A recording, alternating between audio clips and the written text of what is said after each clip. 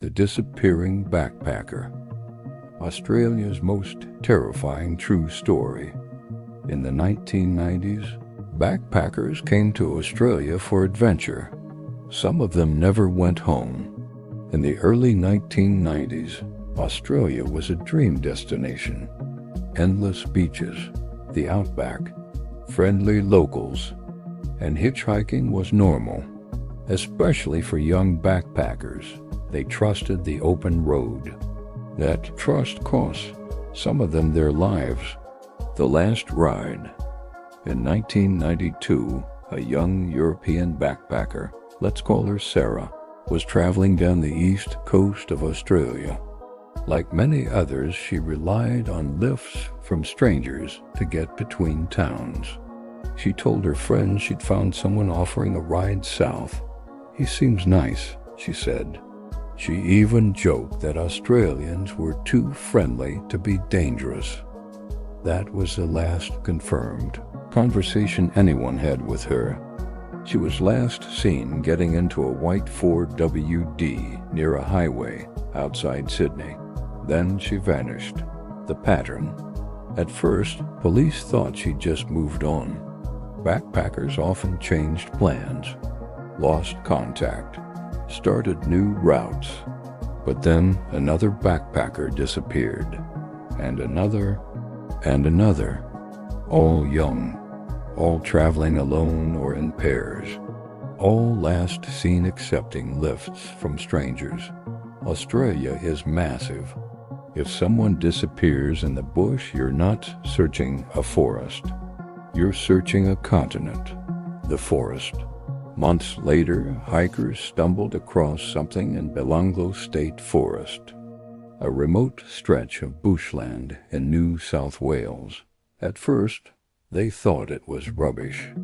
It wasn't. It was human remains.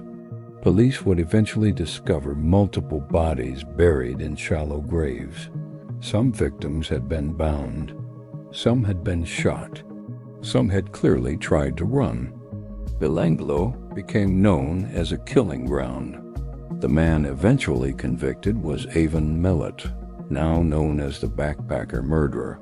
But here's the part that still unsettles people, the ones we don't talk about. Some investigators believe not every disappearance was solved. Throughout the 90s, there were reports of other missing travelers whose cases were never fully connected. A German backpacker who called home saying she felt uncomfortable about someone she'd met. A British traveler whose abandoned belongings were found neatly stacked at a campsite. A Swedish tourist whose bank account was never touched again after her final fuel station sighting. Australia has thousands of kilometers of remote bushland. Some areas are so isolated you can scream for hours and no one will hear you. And locals will tell you something chilling. Belanglo isn't the only forest like that. The most disturbing detail. After the arrests, police searched Millett's home. Inside, they found personal belongings from victims, backpacks, cameras, clothing, souvenirs, which raises a horrifying question. How many other killers might have taken souvenirs and never been caught? Why this still scares Australians? Backpacking culture hasn't stopped. People still hitchhike, still trust strangers. But older Australians will quietly warn you, don't accept lifts into isolated bushland. Don't camp off unmarked roads. And never let someone take you on a shortcut. Because in Australia, once you leave the highway, you disappear into the bush.